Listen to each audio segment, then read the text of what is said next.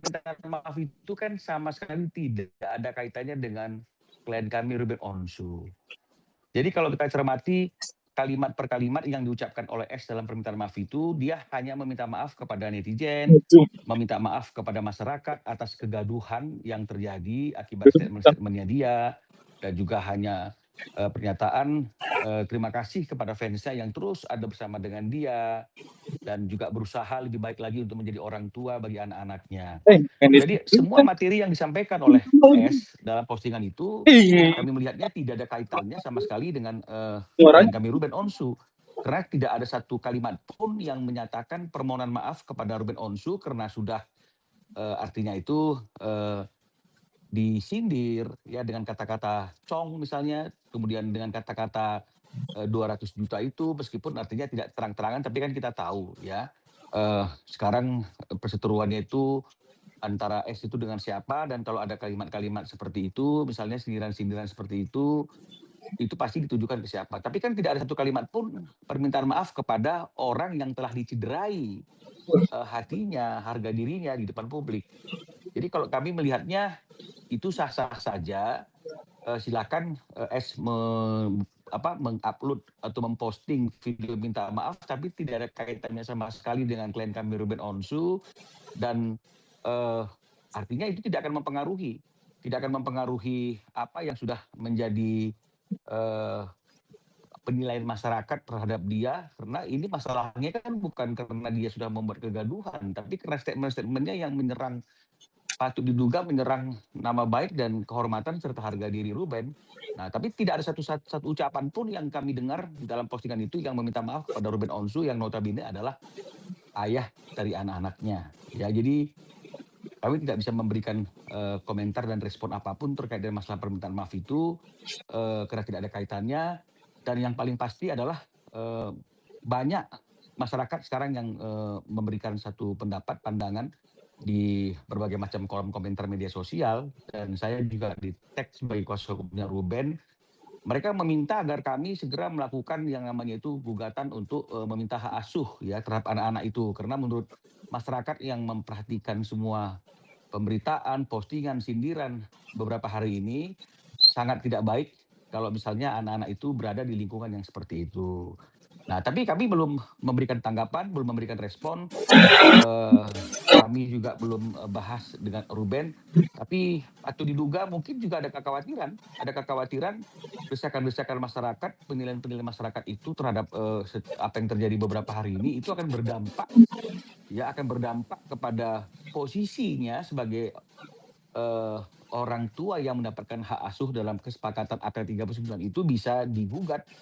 Ya, bisa digugat. Artinya siapapun dalam proses hukum, proses ini yang kita anggap tidak menepati Akta 39 itu bisa saja artinya itu kita persoalkan lagi secara hukum.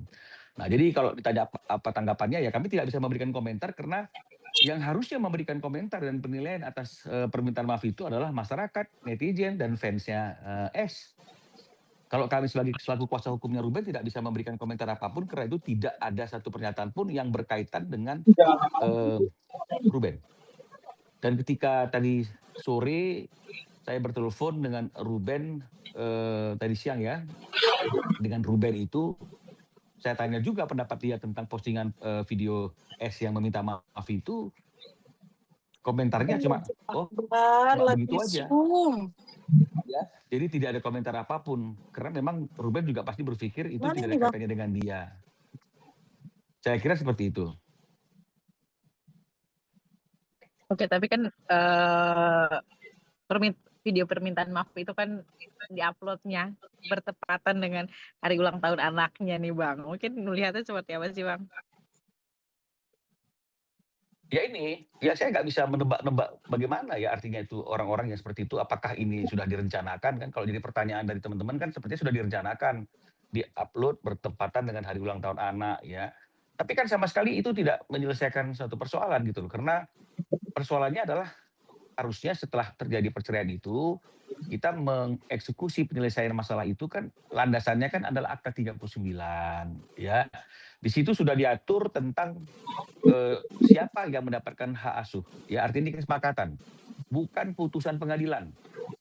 Ya, karena putusan pengadilan itu hanya memutus terkait dengan dikabulkannya gugatan perceraian yang diajukan oleh Ruben Onsu. Jadi putusan itu hanya mengabulkan perceraian. Tapi terkait dengan mengenai masalah anak-anak itu ada dalam pengasuhan ibunya, itu kesepakatan. Haknya bukan diberikan oleh pengadilan.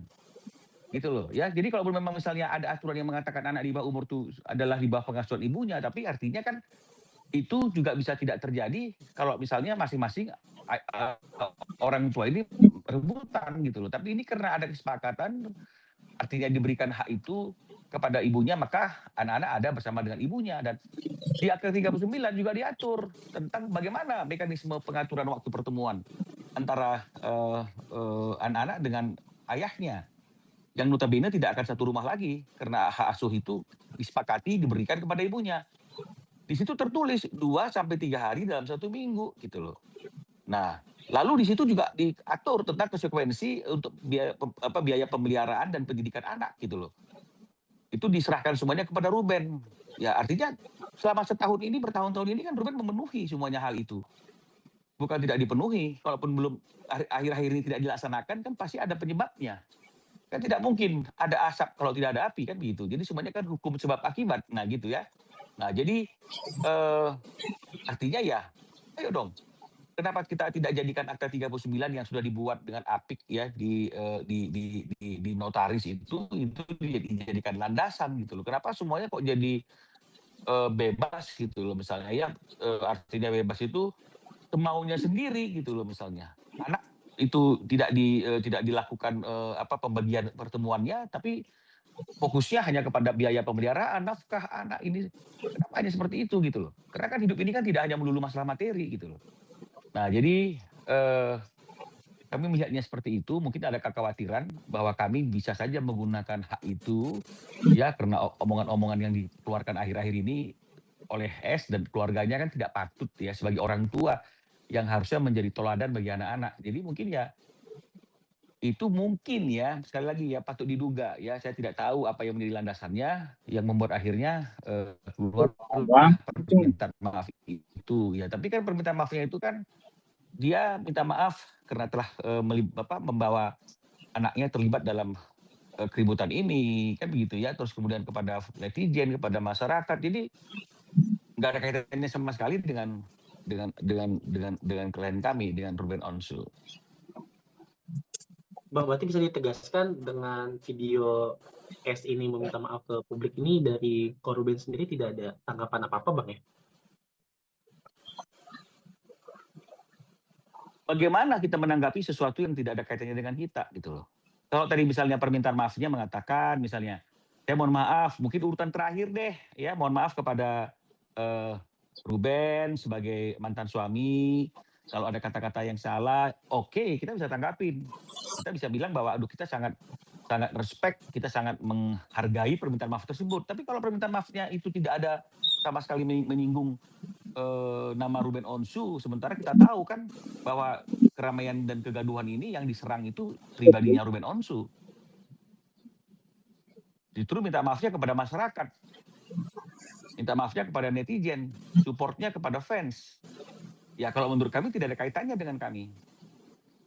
Itu tidak ada kaitannya sama sekali dan kita tidak tahu juga ya motivasinya apa. Bang, bagaimana mungkin menanggapi terkait kemarin juga kan kuasa hukumnya Sarwenda juga bilang ya udah kita sama-sama saling ini aja, nggak usah saling serang satu sama lain. Maksudnya legowo gitu Bang dalam hal ini, maksudnya untuk mengutamakan anak-anak juga. Mungkin kalau dari kuasa hukum Ruben seperti apa Bang menanggapinya? Bang, apakah akan adanya jalan tengah, titik temu atau seperti apa Bang? Dari awal kan saya sudah sampaikan. Dari awal saya sudah sampaikan, kenapa sih kita harus memilih cara-cara seperti ini, cara-cara preskon, cara-cara mempublikasikan situasi yang harusnya tidak harus dipublikasikan ini. Ya karena kalau tidak ada sindiran, tidak ada hal-hal namanya pemberitaan yang menyerempet tentang Ruben Onsu kan kami tidak juga akan menggunakan hak jawab kami sebagai hak untuk klarifikasi. Karena teman-teman media tanya sama kita, Bang ada cerita seperti ini, Bang ada cerita seperti ini, apa tanggapannya? Nah, kalau tanggapan kami itu dianggap sebagai suatu preskon yang menyerang dia kan sangat keliru. Kan kita kan tidak pernah artinya secara khusus untuk melakukan hal yang seperti itu. Kita hanya bereaksi atas adanya suatu aksi. Selalu seperti itu. Makanya kan dikenal kan. Bahkan ada sindiran-sindiran gitu loh misalnya. Oleh fans-fansnya mungkin oleh para netizen disebutlah bahwa Ruben Onsu sibuk klarifikasi ke sana sini, ke podcast sana, ke podcast sini. Nah, kenapa kita klarifikasi? Karena bukan kita sumber berita itu, bukan kita sumber persoalan itu. Kita hanya ingin meluruskan apa yang ada beredar di masyarakat dan di publik yang berkaitan dengan masalah ini. Jadi artinya kalau sekarang dikatakan begitu ya saya sangat menyambut baik ya tawaran dari sejawat saya ya kuasa hukumnya S ya. Tapi dari awal selalu saya katakan ini harus seperti ini. Pada waktu kita menggunakan hak jawab akibat adanya preskon pun kan saya sudah katakan, kenapa sih kita harus seperti berbalas pantun seperti ini gitu loh. Kenapa tidak hubungi saya misalnya atau misalnya artinya itu mengajak saya ketemu dan kemudian kita selesaikan masalah ini secara baik-baik kekeluargaan. Landasannya ada kok acuannya Akta 39. Kalau misalnya kemudian dari Akta 39 itu ada hal-hal yang kita anggap tidak bisa dilaksanakan karena sesuatu dan lain hal, kita tinggal evaluasi. Kita cari solusinya yang terbaik apa, jalan keluarnya apa, bisa kalau mau. Bukan malahan kemudian kita ingin di-up dan mencari pembenaran bahwa kita adalah korban gitu loh. Jadi ini nggak bisa seperti itu, ini seperti itu gitu loh. Ya karena seperti yang saya katakan bahwa hak hakikinya itu kan adalah bahwa Ruben kan harus mendapatkan hak untuk berkumpul bersama-sama anaknya gitu loh. Kewajiban orang tua untuk memberikan pemahaman, untuk memberikan pengertian kepada anaknya. Kalau tidak mau ya tetap harus anak itu kita sebagai orang tua yang menuangkan, kita orang tua yang ikut membaca, ikut menginspirasi lahirnya satu klausul yang dalam klausul itu 2-3 hari berkumpul sama ayahnya. Kita harus berupaya untuk hal itu terrealisasi karena nggak mungkin ada anak yang tidak mau ketemu sama ayahnya kalau nggak ada apa-apanya. Patut diduga, saya nggak mau menuduh ya, tapi patut diduga. Nah, jadi harus ada upaya dari orang tua untuk memberikan pemahaman, ya karena nggak boleh ada rasa kebencian gitu antara anak kepada orang tua. Karena kalau ada persoalan yang bersoal itu kan ayah dan ibu gitu loh. Anak-anak ini tidak boleh masuk ke dalam persoalan ayah dan ibu itu. Nah, jadi kalau misalnya semuanya kemudian dipulangkan kepada anaknya, dikembalikan kepada anaknya, anak itu masih di bawah umur, makanya dia di bawah pengasuhan orang tuanya yang cakap hukum gitu loh. Jadi ini yang harus dipahami terlebih dahulu, jangan sampai ada polemik langsung kacamatanya kenapa nggak Ruben begini, kenapa nggak Ruben kayak begitu. Ya saya balik sekarang, kenapa nggak S melaksanakan apa yang sudah ditentukan dalam Akta 39. Ya kan seperti itu aja, gampangnya kan seperti itu. Nah kemudian sekarang dibawa misalnya Ruben tidak memberikan nafkah beberapa bulan ini. Loh, setahun lebih dikasih nafkah. Ratusan juta, 200 juta. Itu di luar kartu kredit lagi. Dan hal-hal yang lain. Apakah itu menggerakkan hati mantannya untuk merealisasikan isi perjanjian 2-3 hari untuk berkumpul sama ayahnya? Tidak. Tidak didiskusikan gitu loh. Jadi harusnya dalam Akta 39 dikatakan gitu, segala sesuatu yang berkaitan dengan masalah anak itu harus didiskusikan oleh ayah dan ibu gitu loh. Nggak ada mantan ayah, ya, nggak ada mantan ibu, yang ada mantan suami atau mantan istri. Nah, jadi kalau misalnya walaupun sudah berpisah, orang tuanya itu sudah berpisah, tapi kan tetap anak itu tetap ayahnya Ruben, ibunya S. Jadi kalau misalnya berkaitan dengan anak yang berwenang, yang memiliki otoritas untuk mendiskusikannya, membicarakannya itu adalah ayah dan ibu itu. Meskipun antara ayah dan ibu itu sudah tidak ada ikatan suami istri lagi. Tapi tidak membatalkan hubungan anak dan ayah, anak dan ibu. Jadi kalau misalnya kemudian ada sesuatu yang berkaitan dengan kepentingan anak, itu harus didiskusikan gitu loh. Nah, sementara kan ini kan tidak terrealisasi, ya.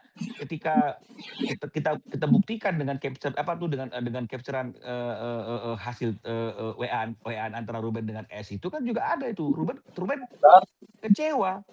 Kenapa anak-anak dititipkan sama neneknya gitu ya atau siapa yeyenya gitu, kalau memang kenapa nggak ditanyakan dulu dia bisa nggak untuk menemani anak-anak gitu loh. Jawabannya kan gampang sekali. Biasanya juga seperti itu. Nah, Dia lupa bahwa mereka sudah nggak seperti dulu lagi. Dia lupa bahwa ada akta yang sudah disepakati bersama itu, ada haknya Ruben untuk berkumpul sama anaknya. Itu loh. Jadi sangat disayangkan sekali. Nah, jadi tapi tidak terlambat ya, tidak terlambat kalau memang misalnya kemudian masing-masing pihak ingin kembali duduk bersama untuk membahas masalah ini tanpa melibatkan publik ya, sehingga akhirnya semuanya jadi tahu ya, melebar kemana-mana. Kami welcome. Karena seperti yang saya katakan tadi itu, di mana-mana mekanismenya supaya tidak terjadi keributan, sehingga tidak terjadi tarik-menarik itu, ketika kita bicara mengenai masalah harta gono gini, kita akan list dulu apa itu daftar harta gono gininya. Sudah ketemu, baru kita bagi dua. Yang sudah tidak dibebani kewajiban, artinya sudah bisa dinikmati, sudah langsung bisa dibagi dua. Kalau misalnya nggak mau dijual, tinggal ditanya, aset ini mau sama siapa? Mau sama si A misalnya.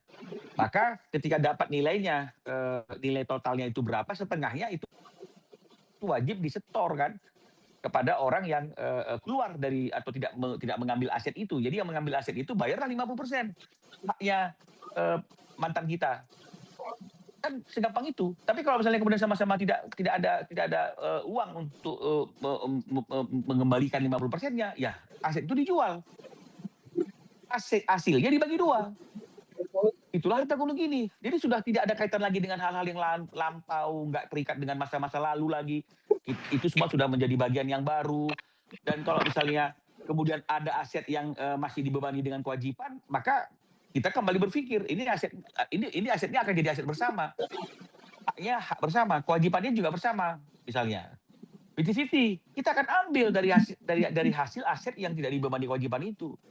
Kalaupun misalnya kemudian ada kesepakatan itu menjadi tanggung jawab Ruben, tapi Ruben juga bisa mengambil pembayaran itu dari hasil aset yang sudah dibagi, yang menjadi bagian dia yang tidak dibebani kewajiban. Tapi ini tidak gitu loh.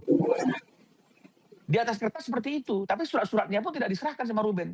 Tapi Ruben harus membayar kewajiban yang sedemikian banyak. Itemnya 1, biaya nafkah pendidikan, pemeliharaan, ya rinciannya kalau diulang-ulang nanti sepertinya berlebihan ya, 200 juta, ada kantong plastik, ada asuransi, ada macam-macam, kartu kredit, ada KPR 3. Siapa yang sanggup gitu ya? Hanya Ruben yang sanggup gitu loh. Nah, tapi ketika sekarang Ruben kecewa karena haknya untuk mendapatkan anak, berkumpul anak aja tidak dipenuhi, lalu orang rame-rame menyindir Ruben, ya main fisik gitu loh. Kenapa sih kita harus seperti itu? Kenapa sih kita harus kehilangan sense of sensibility kita? Kenapa sih kita kehilangan jati diri kita sebagai masyarakat Timur yang memiliki santun adab yang baik gitu loh. Jadi ini yang bisa kami sampaikan. Nah, jadi kalau misalnya ditanya komentar terkait dengan masalah video permintaan maaf itu, ya kami tidak bisa menanggapi apa-apa. Kalau Ruben cuma gitu saja, karena memang tidak ada sama sekali kaitannya dengan apa yang terjadi sebenarnya.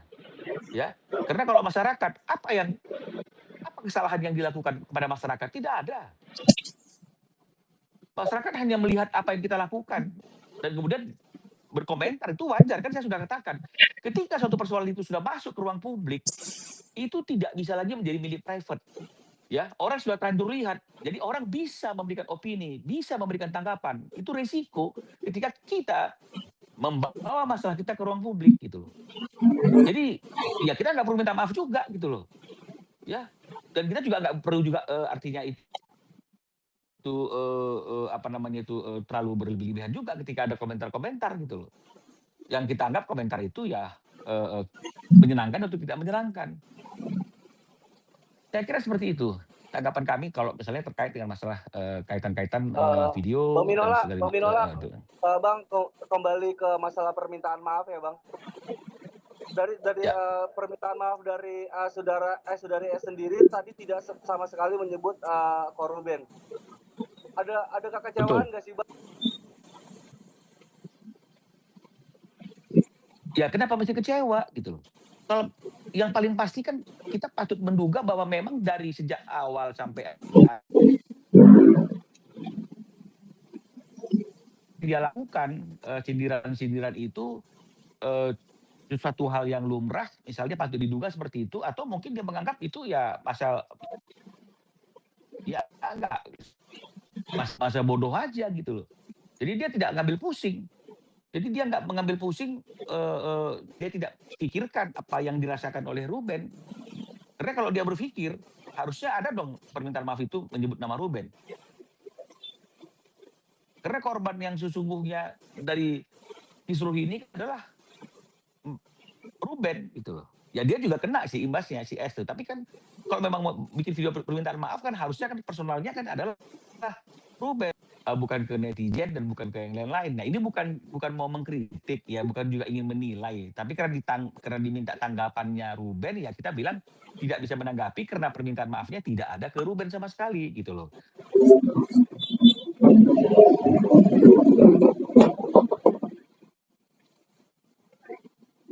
Ada lagi teman-teman? Halo, ada lagi? Ada lagi, Pertanyaannya? guys. Bang, mana bang? Cukup kali ya? Ada lagi? Kenapa? Satu lagi bang, mungkin tanggapannya nih bang. Ini kan hari ini kan Thalia ulang tahun nih, terus Koruben mungkin Ulang tahun, ya. sudah ketemu kah atau kan kalau dari postingan Koruben Jadi di gini, cuma jadi- ini gimana bang? Ya, jadi saya jelaskan. Ya, saya jelaskan. Tadi itu juga menjadi materi pembicaraan saya dengan Ruben, ya, by phone, ya. Ruben bilang, ya, ketika saya tanya tentang ulang tahun anaknya itu, dia bilang dia tidak memungkiri gitu, tidak memungkiri bahwa pada hari Selasa kemarin itu dia di chat ya kalau nggak salah ya sama S gitu loh, untuk memberikan undangan gitu loh. Undangan inilah ya gitu misalnya, undangan Thalia gitu misalnya, ulang tahun Thalia ya kalau nggak salah ya. Nah, undangan perayaan ulang tahunnya di hari apa ya? Apakah di hari ini atau di hari ini ya kalau nggak salah ya? Kalau bisa hadir gitu loh. Tapi Ruben baru memberikan tanggapan dan responnya pagi tadi gitu loh. Dan saya tanyakan, kenapa Ben kalau memberikan responnya baru hari ini? Ya iyalah Bang katanya. Yang mau berulang tahun anak kami katanya. Yang mau berulang tahun itu bukan anaknya S saja, tapi juga anaknya Ruben gitu loh. Harusnya si yogianya sepatutnya ya ketika bicara ingin merayakan ulang tahun anak, maka harusnya ibu dan ayah itu duduk bersama atau paling tidak berkomunikasi, merencanakan, membicarakan waktu, tempat perayaan tersebut gitu loh. Tapi ini Ruben hanya sebagai undangan gitu loh, sebagai undangan, dan yang paling sangat disayangkan waktunya bertepatan dengan waktunya Ruben itu live di salah satu stasiun TV. Dan semua orang tahu bahwa di hari Senin sampai di hari Jumat itu di jam yang seperti itu Ruben live di salah satu stasiun TV. Kenapa undangannya waktu perayaannya bertepatan dengan Ruben live gitu loh. Nah, apa nggak ada waktu yang lain atau kenapa tidak didiskusikan?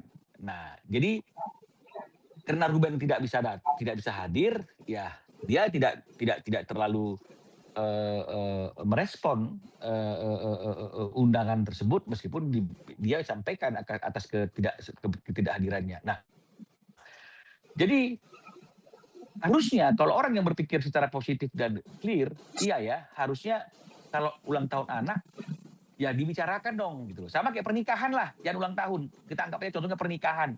Memang bisa ya seorang suami dan istri yang sudah bercerai tapi ketika anaknya mau menikah hanya satu orang tua saja yang terlibat gitu loh. Nggak bisa. Itu harus pasti kedua orang tuanya. Meskipun kedua orang tuanya itu sudah tidak terikat perkawinan lagi. Tapi karena tidak ada mantan ayah, tidak ada mantan ibu, tidak ada mantan anak, itu sudah menjadi satu keharusan yang membicarakan itu harus kedua orang tuanya. Nah, ini juga seperti itu. Tidak dibicarakan gitu loh.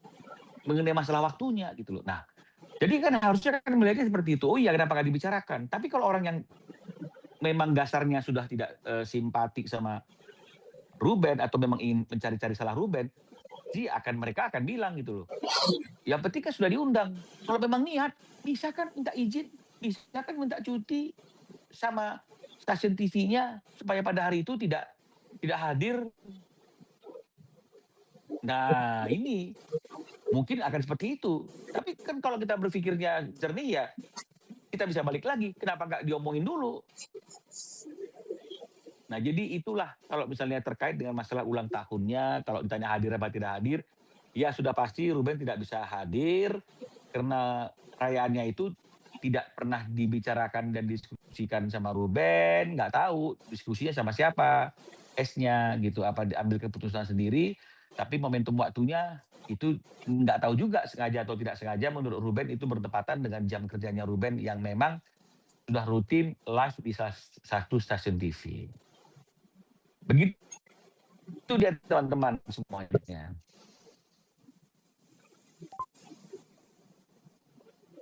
Ada lagi teman-teman apa ada cukup? Nyiapin kado belum sih, Cukup Bang? teman-teman. Ada yang lain? Bang, tapi Ruben udah ada kado Kenapa? spesial sih, Bang. Ruben udah menyiapkan kado gak sih, Bang? Saya tidak tanya tentang masalah kado itu, tapi Ruben pernah ngomong gitu loh bahwa dia akan pasti ada satu gift ya, ada kado yang mungkin dia siapkan dan mungkin juga waktu penyerahannya bentuknya mungkin hanya Ruben yang tahu. Ya. Dan paling tidak sebelum kado-kado yang berupa fisik itu diberikan oleh Ruben, Ruben sudah memberikan kado yang baik juga dan terindah, yaitu kado berupa doa-doa yang terbaik buat anaknya di pertambahan usia ini. Oke, cukup guys semuanya.